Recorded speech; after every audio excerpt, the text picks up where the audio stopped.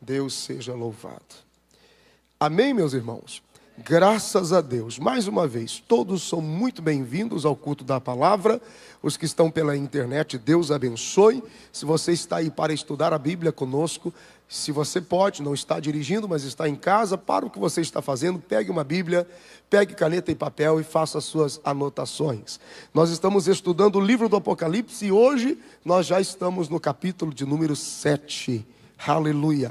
Abra aí a sua Bíblia, livro do Apocalipse, capítulo de número 7. Bendito seja o nome do Senhor.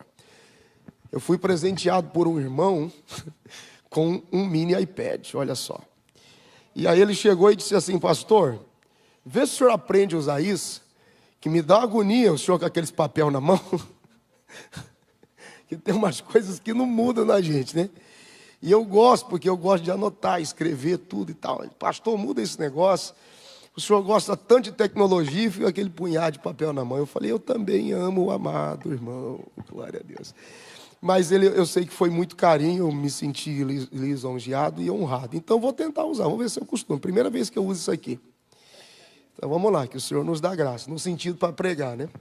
Mas vamos lá, vai dar certo.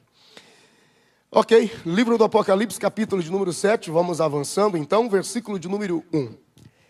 E depois destas coisas, vi 4 anjos que estavam sobre os 4 cantos da terra, retendo os 4 ventos da terra, para que nenhum vento soprasse sobre a terra, nem sobre o mar, nem contra árvore alguma.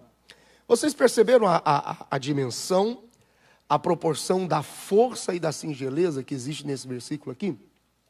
Olha aqui, ó, só para te ajudar. A interpretação bíblica, ela precisa ser, ela é simples. Então, é um pouco de dedicação, claro, de empenho, de vontade. Eu já dei várias ferramentas de interpretação bíblica, quando eu falo sobre a leitura de trás para frente, palavra a palavra. É importante que você se esmere em ler a Bíblia em voz alta, respeitando a pontuação do idioma que você está lendo. Então, olha que coisa interessante aqui, ó. Percebe que no versículo 1, dependendo da sua versão, começa assim, ó. E depois destas coisas vi. Ok? Repita comigo, diga. E depois destas coisas vi. Você percebe que há uma diferença? Em alguns momentos ele diz assim, e então eu vi, e então me virei para ver, e então eu vi e ouvi, e depois destas coisas. Quando aparece depois destas coisas é porque o cenário mudou. Parou-se aquele quadro da visão anterior para um outro quadro, um novo quadro de visão. E aí ele diz assim, ó, e vi 4 anjos sobre os 4 cantos da terra, retendo os 4 ventos da terra. É aqui que o pessoal da terra plana entra e diz, se tem canto é porque é plana, então é um quadrado, não pode ser redondo, porque terra redonda não vai ter 4 cantos, e vai conversa, e vai longe. Enfim. Agora veja só, esses 4 anjos estão retendo os ventos, para que quando os ventos forem autorizados, eles soprem na terra, no mar, e soprem contra uma árvore. Então, esse versículo está dizendo que está reafirmando o controle absoluto de Deus sobre todos os ambientes do planeta, de uma montanha até uma pequena árvore. Significa que Deus não perde o controle absoluto de nada. De nada. Tudo está debaixo do controle poderoso dele. Então, ele está tendo, a visão de João agora é um outro cenário. Ele sai da visão dos selos. O 6º selo termina, o 7º selo não recebe comentário nem luz. Parece que há um intervalo, como também há um intervalo entre a 6ª e a 7ª trombeta, e a gente vai ver lá na frente. E isso vai ganhando um outro significado, uma outra proporção. Então vamos lá, versículo 2. E vi outro anjo subir do lado do sol nascente, e que tinha o selo de Deus, do Deus vivo. E clamou com grande voz aos 4 anjos, a quem fora dado o poder de danificar a terra e o mar. Normalmente os anjos vêm sobrevoando de cima, esse aqui sai de baixo. E alguns querem dizer, este anjo forte que sai da direção do leste, do oriente, onde o sol nasce, do lugar do sol nascente, querem atribuir a Jesus essa figura. E não é, porque até aqui, nesse momento aqui, está muito claro que o Cordeiro venceu e está sentado no trono. Então não é Jesus. Ok? Vamos ver um pouquinho mais adiante. Dizendo, não danifiqueis a terra, nem o mar, nem as árvores, até que hajamos selados as suas testas e os servos do nosso Deus, porque a terra não será destruída, ela será reedificada, ela será transformada. Ok? E ouvindo o número dos selados, e eram 144 mil selados de todas as tribos dos filhos de Israel. Da tribo de Judá havia 12 mil selados, da tribo de Rubem, 12 mil selados, da tribo de Gade, 12 mil selados, da tribo de Azer, 12 mil selados, da tribo de Naftali, 12 mil selados, da tribo de Manassés, 12 mil selados, da tribo de Simeão, 12 mil selados, da tribo de Levi, 12 mil selados, da tribo de Issacar, 12 mil selados, da tribo de Zebulon, 12 mil selados, da tribo de José, 12 mil selados, e da tribo de Benjamim, 12 mil selados. Se você gosta de estudar sobre as tribos, você vai perceber que Dan e Efraim não estão aqui, e a ordem do mais velho não é respeitada. Então a significância individual se desfez, e a primeira tribo a ser considerada é Judá, porque é a tribo do rei. Então existe uma reorganização aqui. Os testemunhos de Jeová amam isso aqui. Eles fluem nisso aqui de uma forma tão, infelizmente, de um conceito tão exclusivista deles, que o mais importante não consegue ser visto, que é a perfeição da unidade. Então nós vamos ver um pouquinho mais disso aqui. Vamos avançar, embora eu imagino que a gente não consiga fazer tudo hoje, mas vamos fazer até onde dá. Versículo 9. Depois destas coisas, olhei e vi. Mudou o cenário de novo.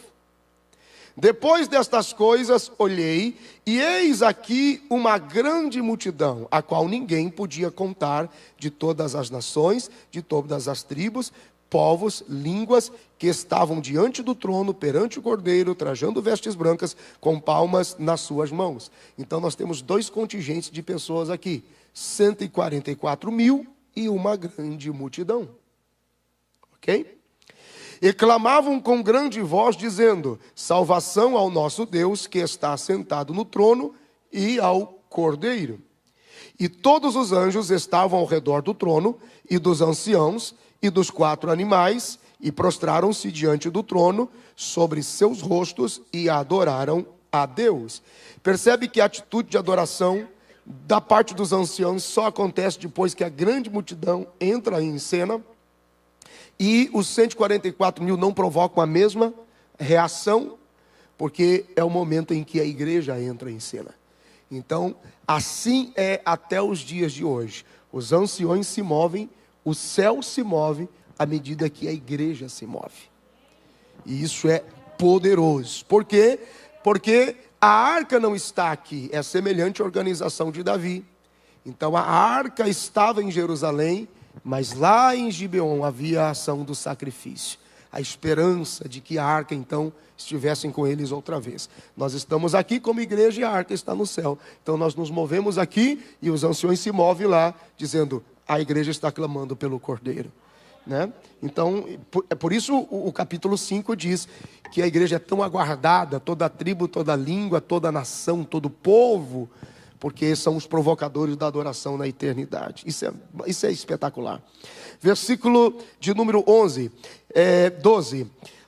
Dizendo, amém, louvor e glória, sabedoria, ação de graças e honra e poder e força ao nosso Deus para sempre. E um dos anciões me falou dizendo, estes que estão vestidos de vestes brancas, quem são? E de onde vieram? E eu disse-lhe, Senhor, tu sabes? E ele disse, estes são os que vieram da grande tribulação, e lavaram as suas vestes, e as branquearam no sangue do Cordeiro. Por isso estão diante do trono de Deus, e servem de dia e de noite no seu templo, e aquele que está sentado sobre o trono os cobrirá com a sua sombra.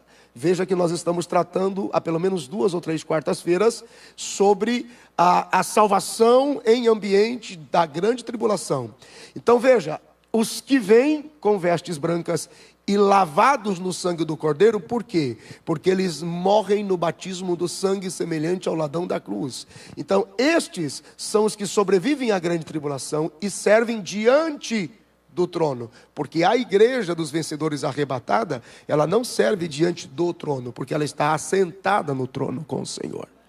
Percebe geograficamente a organização? A igreja já está tomada, ela está com o Senhor, já passou as bodas e está assentada com Ele, porque a igreja dos vencedores. Então estão recebendo. Pode ver que os que vêm da grande tribulação, eles vêm com vestes brancas, que lavaram no sangue do Cordeiro, tem palmas nas mãos, mas não tem coroa, porque coroa é para quem vence antes, ao que vencer. Percebe a distinção? Isso é bem interessante. E eu disse-lhe, Senhor, tu sabes. E ele disse, estes são os que vieram da grande tribulação e lavaram as suas vestes e as branquearam no sangue do Cordeiro, porque vai para o batismo do sangue da cruz, porque desprezaram a primeira vinda do Senhor.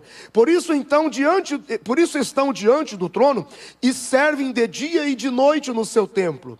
E aquele que está assentado sobre o trono os cobrirá com a sua sombra. Por quê? Porque eles vêm em tribulação de dias, sufocados, fadigados, presenciando a manifestação dos elementos para a purificação da terra. Então eles vêm cansados, eles vêm sobrecarregados, eles precisam da sombra, eles precisam de água, nunca mais terão fome, nunca mais terão sede, nem sol nem calor algum cairá sobre eles, porque eles desprezaram a sombra do Onipotente, quando podiam. Nunca mais, porque o Cordeiro que está no meio do trono os apacentará, porque desprezaram esse pastoreio no momento que deveriam reconhecer o pastoreio. Viver as suas vidas sem reconhecer o Senhor. Agora com o próprio sangue precisam morrer para o batismo do sangue e ter a oportunidade de salvação outra vez. Mas agora serão outra vez apacentados, porque eles estão dispersos, e lhes servirá de guia para as fontes das águas, e Deus limpará dos seus olhos toda lágrima. Por quê? Porque enquanto aqui o Espírito Santo está presente, Ele é consolador sobre o seu povo. Então Ele colhe as nossas lágrimas, Ele traz o consolo. Mas aqueles que passarem pela grande tribulação vão sentir na pele o que é precisar de um consolo do Espírito Santo e não ter. Então o Cordeiro os apacentará, enxugando dos seus olhos toda lágrima. Percebe? Porque nesse momento, nesse tempo, enquanto o Espírito Santo está aqui, por maior que seja a sua angústia, a sua aflição, dobrou os seus joelhos, entregou o seu coração a Ele, e fez dele o seu lugar seguro. Lembre-se, uma frase que calou forte em nós nessas últimas semanas: sempre no calor da culpa, você precisa aprender o caminho da sombra do Onipotente para descansar. Porque lá nós temos descanso, nós temos consolo, e Ele nos consola de toda aflição. Amém, meus irmãos? Muito bem, vamos voltar então no capítulo 7, no versículo de número 1. E depois destas coisas vi 4 anjos que estavam sobre os 4 cantos da terra. Então, é costume de João fazer essa mudança de um trecho para o outro. Então ele sai de um trecho dizendo, eu vi, e ele vai para um outro trecho dizendo, as coisas que depois eu vi, ou depois destas coisas, o que eu continuei vendo. Então, o olhar de João até o capítulo 6, até o capítulo 6, o olhar de João está iniciou no capítulo 4, e versículo 1, o olhar de João estava no céu. Então ele estava vendo coisas e manifestações apocalípticas, sinais que envolviam o céu. A partir do versículo 7 agora, os olhos de João voltam para a terra. E ele começa a ver coisas e ações e manifestações na terra. Então é importante a gente considerar aqui que existe uma interrupção proposital entre o sexto selo e o sétimo selo.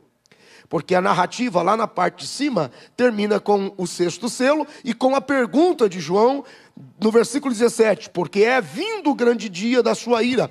Quem poderá subsistir? E ele começa a responder na terra. Quem poderá subsistir a este dia? E então ele está falando sobre todo um período de tempo. Não é difícil entender isso, a não ser que a Bíblia se perdeu e isso não faça sentido. Veja que tudo isso acontece em um momento em que a igreja não está mais. Então ele está tratando sobre os excelentes das tribos de Israel e está tratando com a grande multidão que sobreviverá à grande tribulação. E a igreja dos vencedores já foi tomada. Então, há uma interrupção aqui dos selos e existe uma tensão sobre as ações do que vai acontecer e a expectativa do fechamento deste último e sétimo selo. Então a abertura do sétimo selo está interrompida, ela perde a continuidade, existe um intervalo que ele se assemelha ao mesmo intervalo da sexta para a sétima trombeta lá em Apocalipse 10 e Apocalipse 11, quando nós chegarmos lá. No capítulo 6 do Apocalipse, existe um desenvolvimento revelado sobre a resposta de Deus aos seus inimigos. E o capítulo 7 é uma resposta de Deus para Israel e seu povo. O povo que não era contado. Então, os dois braços do corpo, Israel e igreja. Isso está acontecendo a partir do versículo de número 7. João recebe a resposta. Quem poderá subsistir? Os 144 mil.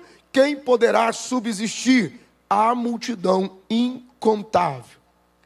Então nós temos anjos e ventos, nós temos 4 cantos, e nós temos a manifestação que sugere uma espécie de 4 furacões da ira do juízo de Deus para a purificação na terra. Então, no caso aqui, esses 4 ventos que se assemelham no início do capítulo 6 aos cavaleiros que vêm, trata de poderes de juízo e destruição para a purificação da terra, que a terra vai submeter no tempo do fim. A terra vai se tornar um ambiente de catástrofe e de dor e de desolação. E essa vontade de Deus, esse propósito de Deus, demonstra também o seu absoluto controle e critério, que ele faz a preservação e está contendo a fúria desses ventos há muito tempo, e ele sabe conter isto e sabe o valor de uma montanha, uma árvore, uma flor.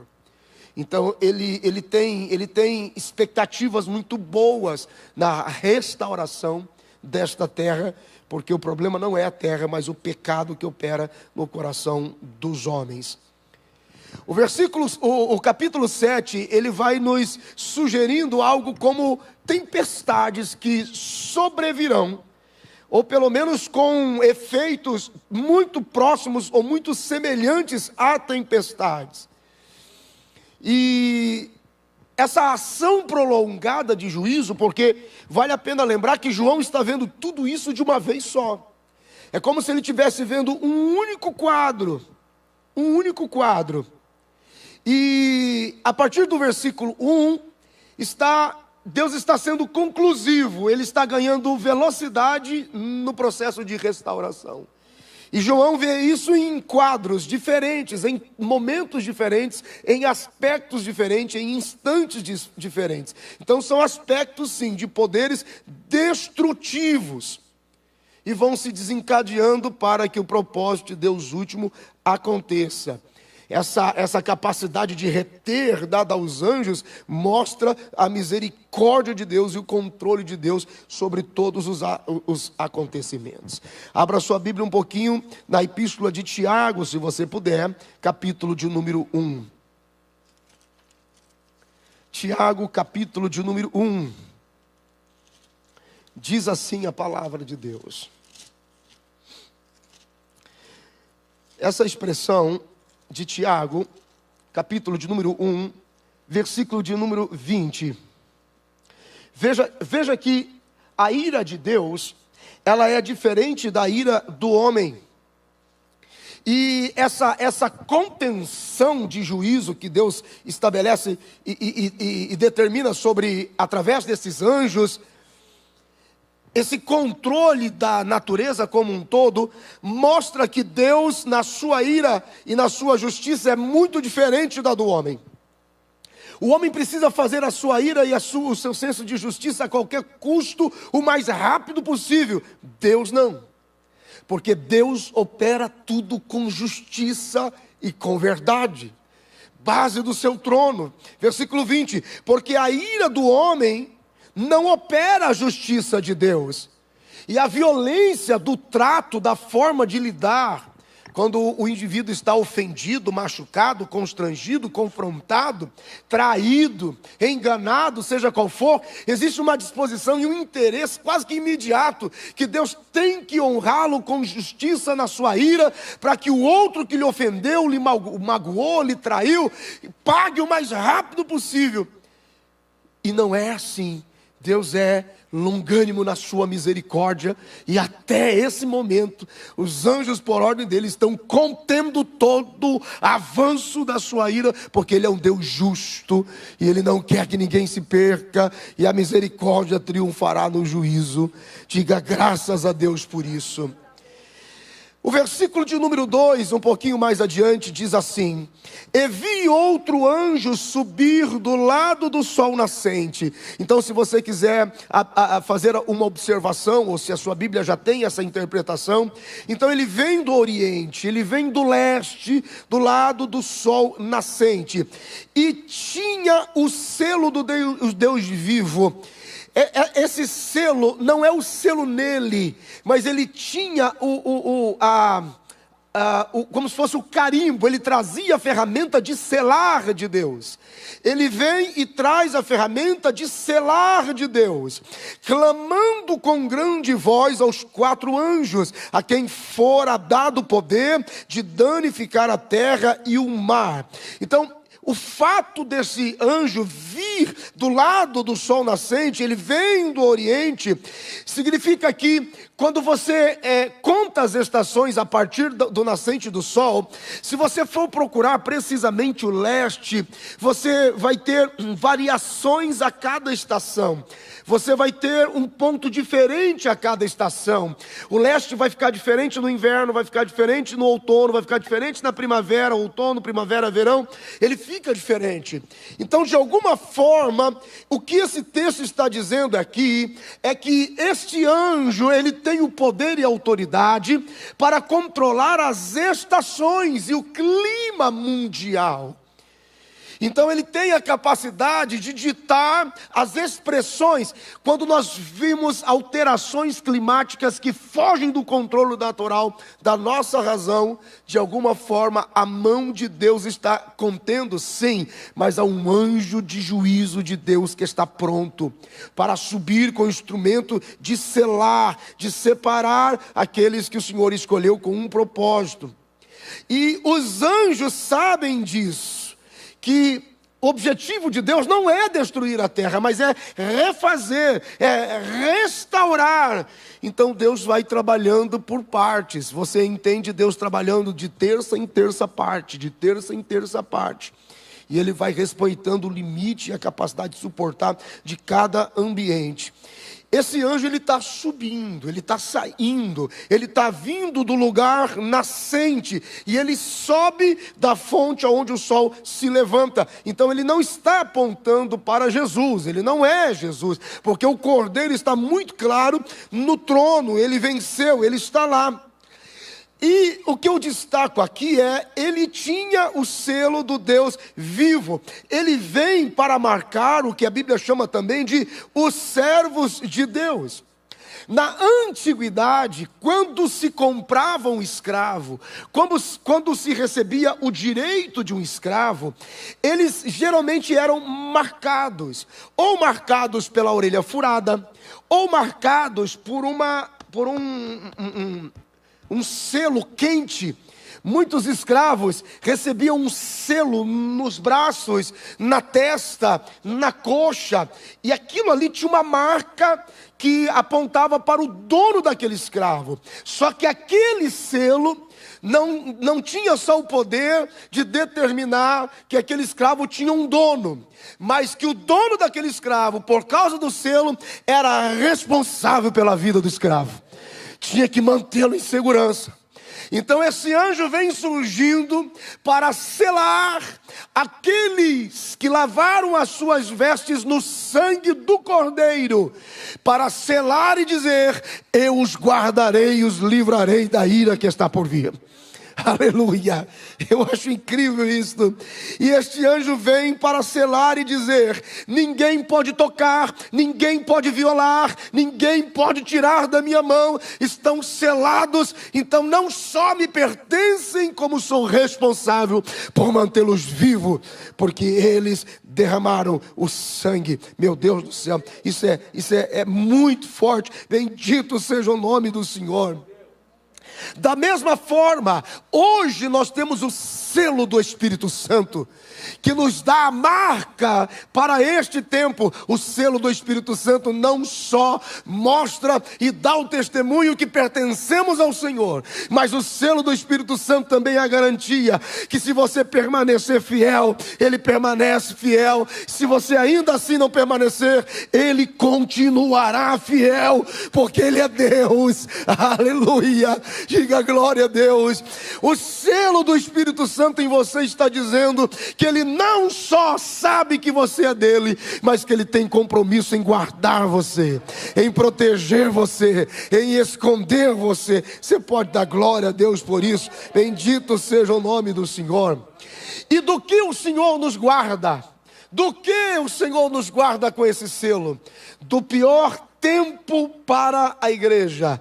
Chama-se um período de apostasia generalizada, que está por vir. Lembre-se que a volta de Jesus é para a igreja dos vencedores e não para o mundo, porque o mundo jaz no maligno. A separação que vai ser feita, quem serve e quem não serve, não é em relação à igreja e o mundo, porque a igreja que está aqui já sabe que tem que ser a sua vida completamente diferente da vida do mundo. Então a separação da igreja dos vencedores, a igreja dos vencedores que vai subir e a igreja que vai ficar, se assenta aqui a cada reunião, aqui entre nós. É daqui que o Senhor vai tirar a igreja dos vencedores. E é também daqui que aqueles que não forem encontrados no livro e não ouvirem o seu nome chamar, terão que enfrentar a grande tribulação. E é assim que cremos. Embora muitas outras teorias surgiram nesses últimos tempos para amenizar, para acalmar, para dar a ideia de que essas coisas não funcionam assim como estão, e as pessoas vão relaxando na sua esperança. Porém, o pecado da apostasia, de abandonar a fé, de negar a fé, é um ambiente, ou acontece em um ambiente de igreja, porque o mundo jaz no maligno e não crê mesmo. Então aqueles que servem, outra vez vereis a diferença entre os que servem e os que não servem, é a igreja. Aqueles que sabem que deveriam servir, mas não servem. Então isso acontece aqui. E esta apostasia generalizada é a experiência mais terrível que a igreja vai ter que enfrentar no tempo do fim. E isso é de grande responsabilidade. A gente precisa ter isso em mente. Olha o que Jesus falou lá em Mateus, capítulo de número 24 e no versículo de número 10.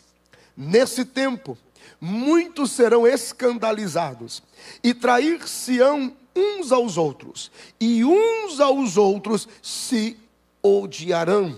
Olha como serão estes dias. Paulo escreve aos Tessalonicenses, na segunda carta de Paulo, aos Tessalonicenses, no capítulo de número 2 e no versículo de número 3. Ninguém, de maneira alguma, vos engane, porque não será assim, sem que antes venha a apostasia, e se manifeste o homem do pecado, o filho da perdição. Se você não tiver filtro, e acessar o YouTube sem filtro, você tem doutrinas, mensagens, em nome de Deus, usando a Bíblia para todos os gostos. Há um nível de apostasia generalizada. Paulo escreve a Timóteo, na primeira carta de Paulo a Timóteo, e no versículo de número 4, ele diz, ainda falando sobre a apostasia, primeira carta de Paulo a Timóteo, capítulo de número 4, versículo de número 1, mas o Espírito expressamente diz que nos últimos tempos apostatarão alguns da fé, dando ouvidos a espíritos enganadores e a doutrinas de demônios, pela hipocrisia de homens que falam mentiras, tendo cauterizada a sua própria consciência. Apostasia generalizada. Olha o que a Bíblia diz, na primeira epístola de João, capítulo de número 2. Primeira epístola de João, capítulo de número 2, versículos 18 e 19. Filhinhos, é já a última hora, e como vistes que vem o anticristo, também agora muitos se têm feito anticristos, por onde conhecemos que é já a última hora. Existem pessoas que têm atitudes baseadas ou movidas pelo espírito do anticristo e não sabem disso.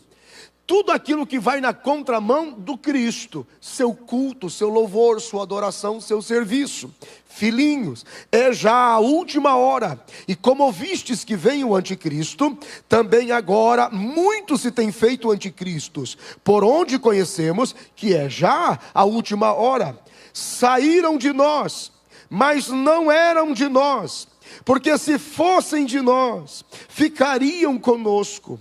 Mas isto é, para que se manifestasse que não são todos de nós. A apostasia generalizada vem como um filtro para separar os que são, os que não são, os que servem, os que não servem. Mas mesmo assim, em meio a toda essa assolação, mesmo assim, em meio a toda essa dissolução, a toda essa ação contrária para fazer a igreja parar, haverá uma ação de Deus maravilhosa, sobrenatural, constante do seu caráter, para nos guardar e para nos esconder nele. A Bíblia diz, nos Salmos de número 46, você com certeza tem este salmo na memória, embora não tenha lembrança do número dele. Mas olha só o que a Bíblia diz sobre o tempo de apostasia com esperança, nos Salmos de número 46. Deus é o nosso refúgio e fortaleza, socorro bem presente na hora da angústia. Pelo que não temeremos, ainda que a terra se mude, e ainda que os montes se transportem para o meio dos mares. Nós amamos este tempo, e o Espírito Santo traduz para nós esse texto de uma forma diferente em relação às nossas adversidades espirituais. Agora tenha em mente que são 4 anjos, 4 cantos, ventos sendo detidos, e quando forem liberados, virão sobre montes, sobre terra, sobre mar e sobre árvores. Olha a expressão que deverá estar no coração daquela multidão que desprezou esse tempo. E mesmo sem ter o Espírito Santo que os ajude quanto à revelação, eles deverão clamar, porquanto não temeremos, ainda que a terra se mude, ainda que os montes se transportem para o meio dos mares, ainda que as águas rugem e se perturbem. Quando é que isso acontece? Quando o vento assopra forte, ainda que os montes se abalem pela sua braveza. Há um rio cujas correntes alegram a cidade de Deus, o santuário das moradas do Altíssimo. Altíssimo. Deus está no meio dela, não será abalada. Deus a ajudará ao romper da manhã. Os gentios se embraveceram, os reinos se moveram, porque vai morrer todo ateu, toda força real de zombaria vai acabar. Ele levantou a sua voz e a terra se derreteu, porque há uma divisão. Até o versículo 3, grande tribulação. Do versículo 4 ao 7, é a visão que a igreja terá do céu sobre a terra, enquanto o juízo de Deus estiver ativo aqui. E do céu a terra verá, a igreja verá, ele levantou a sua voz e a terra se derreteu, porque o Senhor dos exércitos está conosco. O Deus de Jacó é o nosso refúgio. Bendito seja o nome do Senhor. Diga graças a Deus. Aleluia. Meu Deus do céu, como amo a sua palavra, meu Senhor. Diga graças a Deus. Vamos conectar o versículo 2 ao versículo 3.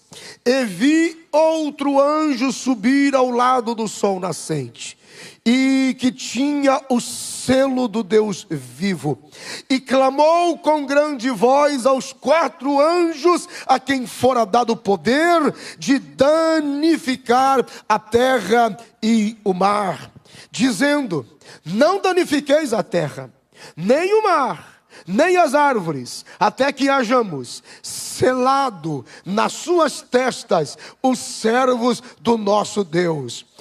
No versículo 2, destaquei, o anjo está trazendo o instrumento de selar, para guardar os servos de Deus. Estes servos de Deus aparecem do versículo 4 até o versículo 9, os 144 mil e a grande multidão. Então vamos avançar para o 4 agora. E ouvi o número dos selados. É importante vocês considerarem isso aqui. Eu não estou sendo tão complexo na interpretação, porque não é uma bancada de teologia sistemática. Mas presta atenção quando João diz assim: e depois destas coisas vi e ouvi, porque fortalece a expressão da visão. Eu não só ouvi falar sobre isso, mas ouvi, eu não só vi, mas ouvi, eu percebi, eu vi em proporção, eu vi em força de expressão. Ele está dizendo, dê crédito, porque foi o Senhor quem me mostrou. E ouvi o número dos selados, e eram 144 mil selados de todas as tribos de Israel. Bom, existem linhas e linhas que se discutem a respeito desses 144 mil. Há uma defesa isolada para algumas ramificações religiosas, denominacionais e consideradas até mesmo seitas. Então nós temos, eu quero considerar, hoje eu passei o dia tentando esboçar a forma mais simples de poder explicar isso aqui biblicamente. Então veja só, na Bíblia nós temos a perfeição numerológica de Deus, aquilo que aponta para a perfeição. E o número 12 na Bíblia representa princípio e fim, totalidade, representam a perfeição. Então nós temos a perfeição sobre os santos, nós temos a perfeição sobre a experiência da mulher com as 12 estrelas que está na cabeça. Nós temos a perfeição e a organização para as 12 tribos de Israel, e não é uma consideração individual, porque é uma consideração, quando se diz as 12 tribos, não é necessariamente a individualidade de cada tribo, mas fala de uma única nação, em perfeição estabelecida pelo Senhor. Também temos os aspectos da perfeição quanto ao modelo e à estrutura física de Jerusalém. São aspectos de perfeição. Árvores frutíferas em aspecto de perfeição. Versículo de número 4 mais uma vez. E eram 144 mil selados de todas as tribos dos filhos de Israel. O número 1000, 10 vezes 10 vezes 10, corresponde a uma expressão agigantada de multidão. E na estrutura, quando você foca no sistema decimal, o número 10 fala de plenitude. Então a plenitude e a perfeição de uma grande multidão, selados, salvos, escondidos, separados.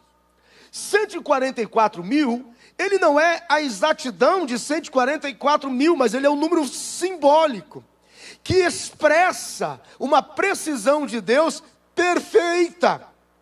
Ele expressa uma precisão de Deus caracterizada pela perfeição absoluta de Deus.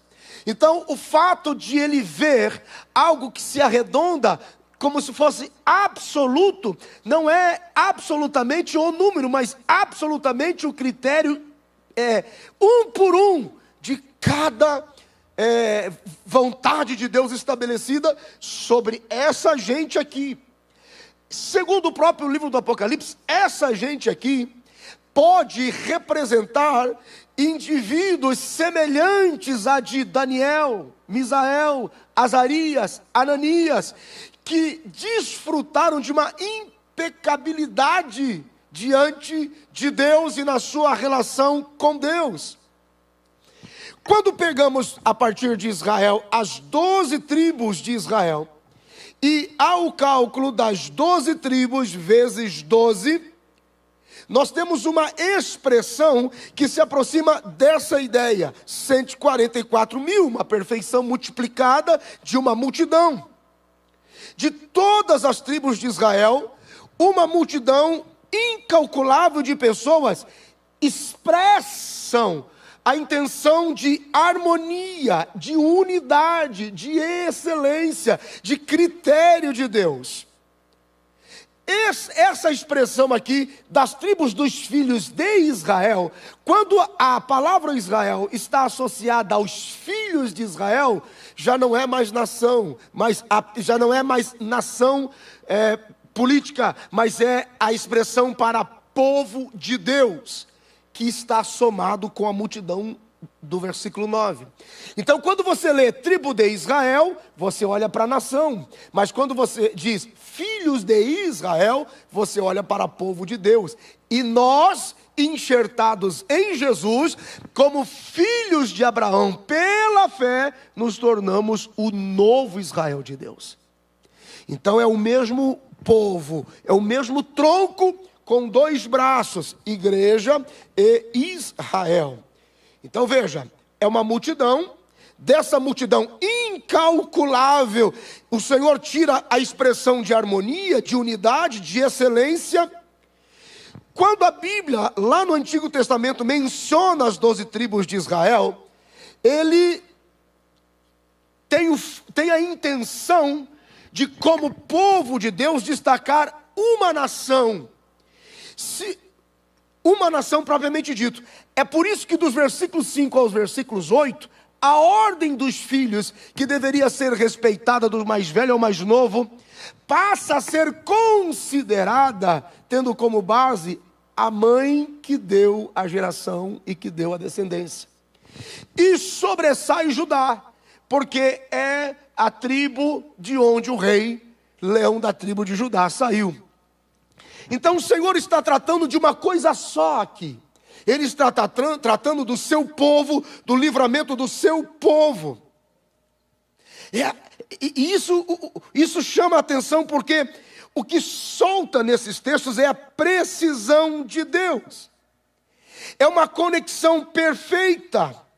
Ele está se referindo a habitantes dentro de um processo de reconciliação sobrenatural de Deus, e ele não perde o controle. Quando a Bíblia diz no Evangelho de João, no capítulo de número 10, no versículo de número 16, as palavras de Jesus ganham essa proporção. Ainda tenho outras ovelhas que não são deste aprisco. Também me convém agregar estas, e elas ouvirão a minha voz, e haverá um rebanho e um pastor para eles. Bendito seja o nome do Senhor.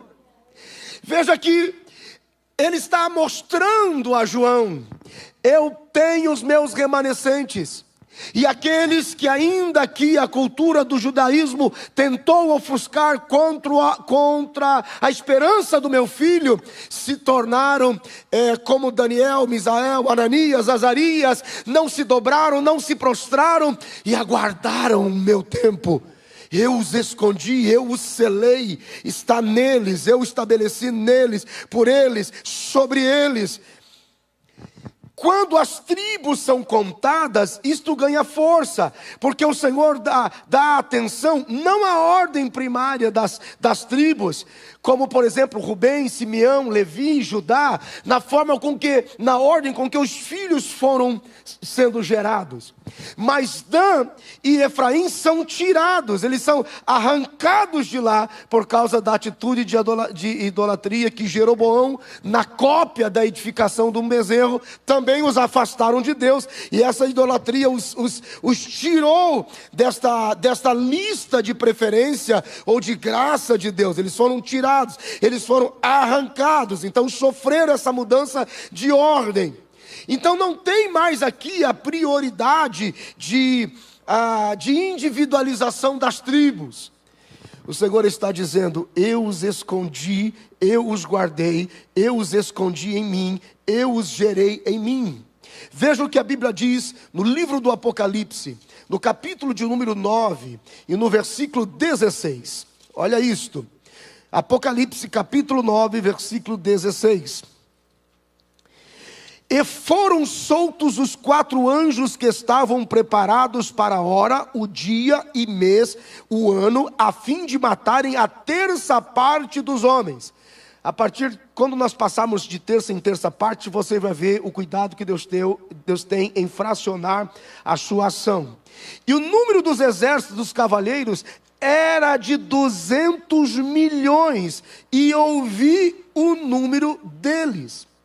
Há estudiosos que sustentam que dentre a nação de Israel, estes 144 mil aqui é como representação de um dízimo daqueles que se santificaram no Senhor no período da grande tribulação. Então eles acreditam que mais de 1.144.000 pessoas se tornaram testemunhas de Deus e não se dobraram diante de nada, a não ser ao Deus vivo que fez os céus e a terra. Bendito seja o nome do Senhor. Então, a complexidade, não tem como eu fechar isso aqui e dizer, não, é porque é um povo para esse tempo. Não, Deus está dizendo, eu tenho olhos sobre Israel, mas eu tenho olhos sobre a multidão que eu gerei. Um povo que não era povo, que se tornou minha ovelha, e fiz para eles pastor, e me coloquei para conduzi-los também, e enxertados nele, conectados nele, escondidos nele. Bendito seja o nome do Senhor. Ele nos conteve ali. Deus está dizendo, eu estou no controle. Deus está dizendo, eu não perco o controle minucioso das coisas. Deus está dizendo, para cada tempo, para cada época, para cada geração, eu tenho os meus olhos, eu tenho o meu controle, eu tenho o meu critério, e já não individualizo mais, porque eu vejo tudo como povo, tudo como nação. Bendito seja o nome do Senhor.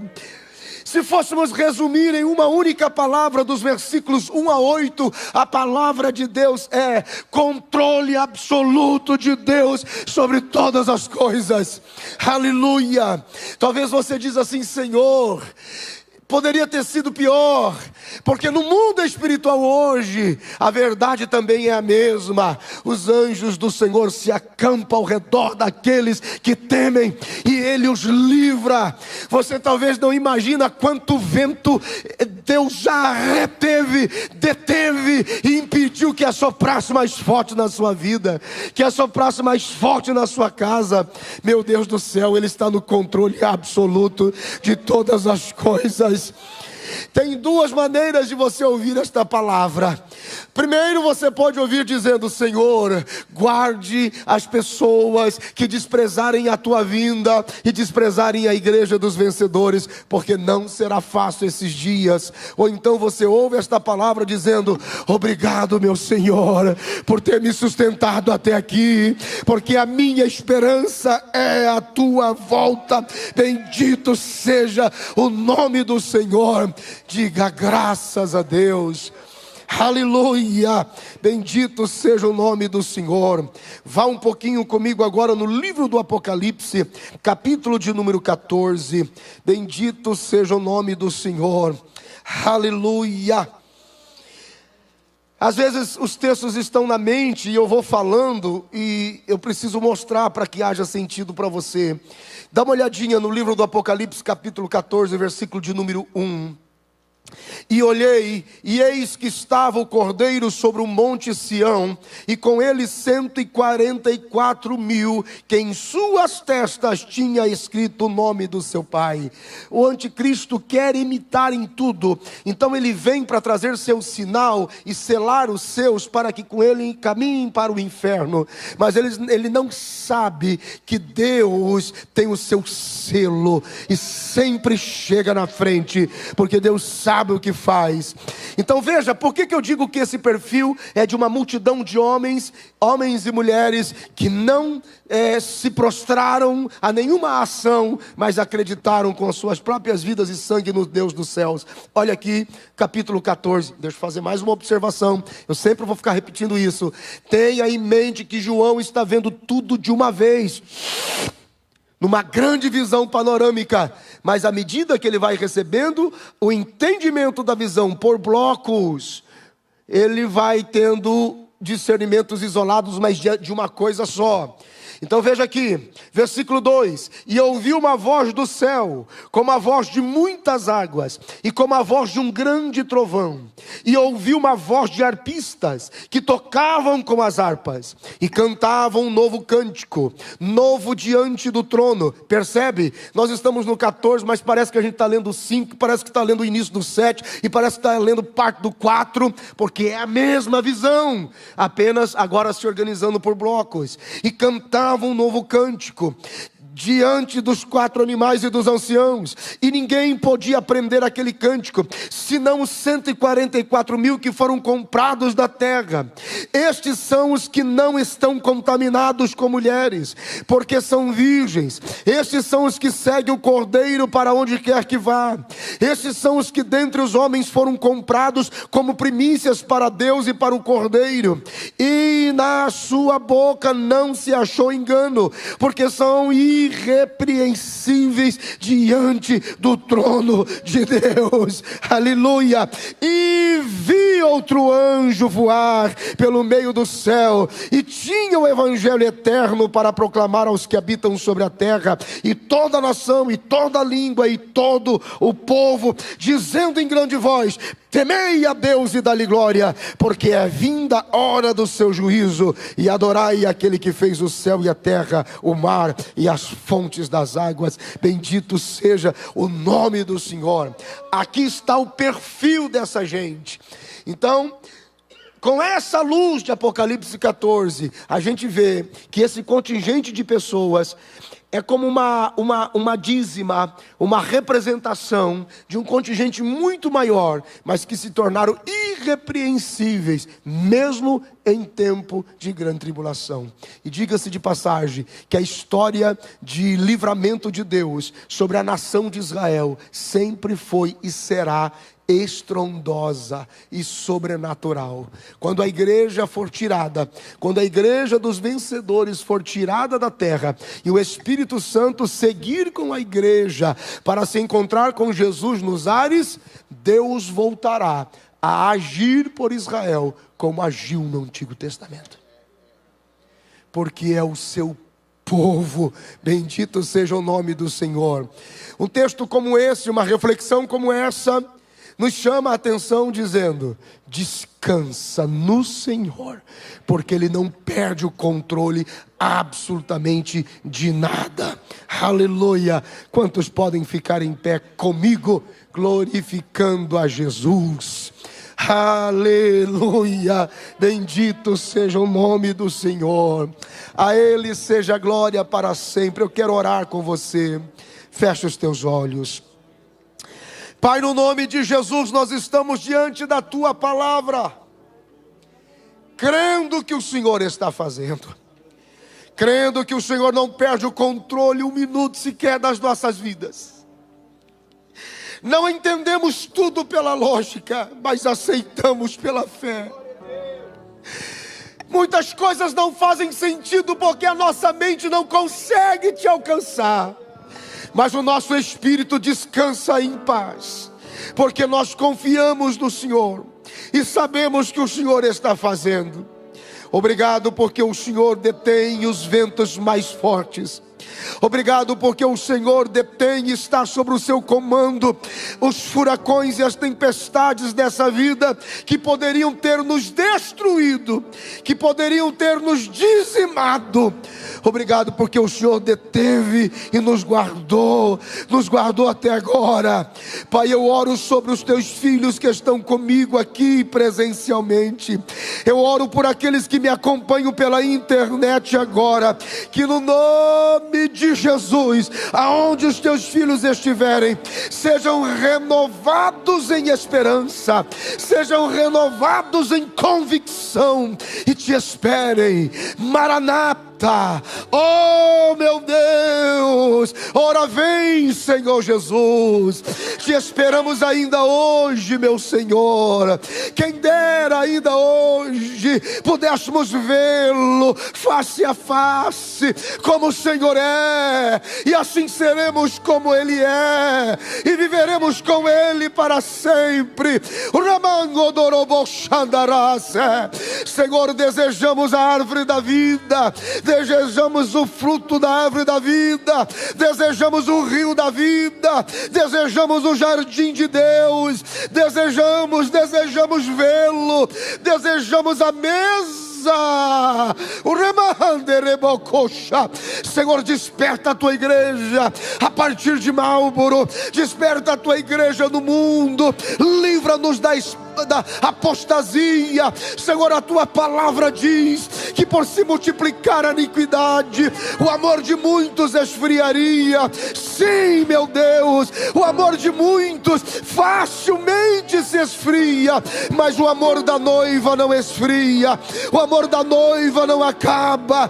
A noiva é toda sua, a noiva é zelosa, a noiva é especial, a noiva é de boas obras, a noiva é apaixonada, a noiva te espera, a noiva te aguarda, a noiva te deseja, a noiva está sedenta, a noiva está desejosa.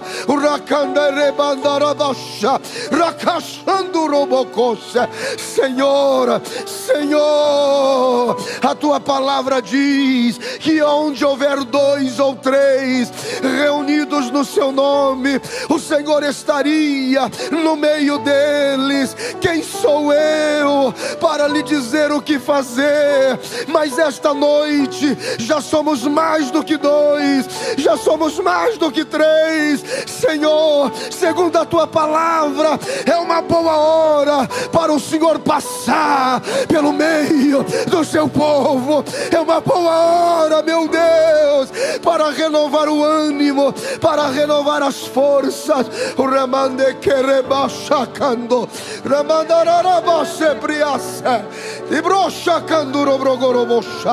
Aleluia, aleluia. Se você é batizado com o Espírito Santo, ore em línguas estranhas.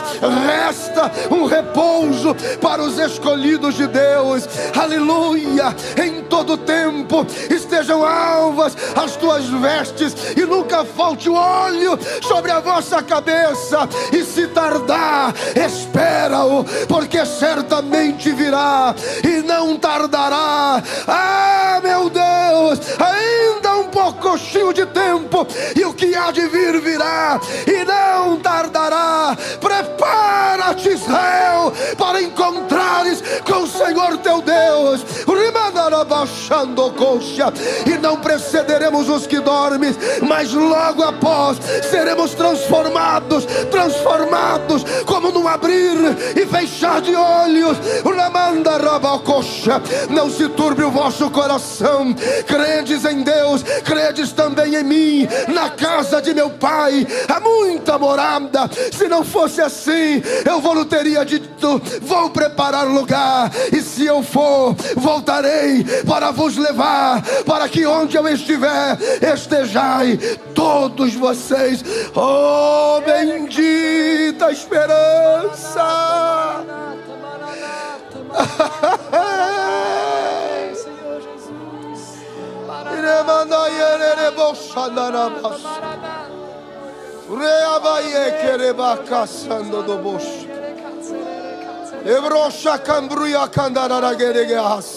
Jesus. Oh, bendita esperança. Parabéns, Senhor Jesus.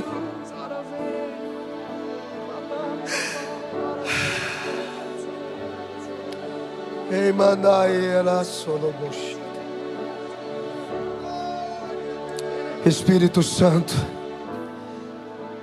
dá visões aos teus filhos sobre este dia. Visita eles nos sonhos. Se o Senhor não tocar, ninguém poderá sentir. Se o Senhor não mostrar, ninguém poderá ver. Se o Senhor não fizer, ninguém poderá fazer. Mas quando o Senhor opera, ninguém pode impedir. Que a partir de agora os teus filhos tenham sonhos, tenham visões, em nome de Jesus. Oh,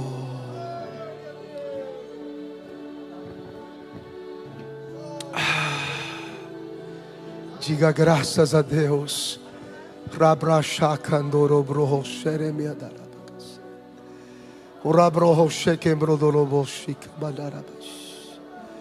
Ele vem. Queira o diabo ou não, ele vem.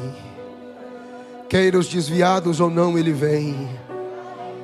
Queira os pecadores ou não, ele vem. Queira os demônios ou não, ele vem.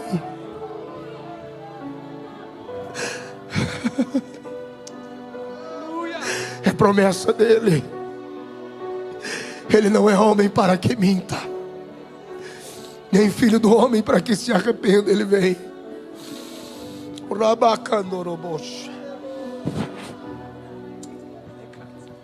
Levante as tuas mãos lá em cima. Que o Senhor te abençoe e te guarde. Que o Senhor levante o rosto dele sobre você e tenha misericórdia de você. Que o Senhor sobre a sua vida levante o rosto e guarde você em paz. Que a graça de Jesus, o amor de Deus e a comunhão do Espírito Santo permaneça com você desde agora e para sempre. E nós dizemos amém. Que Deus te abençoe. Vá em paz.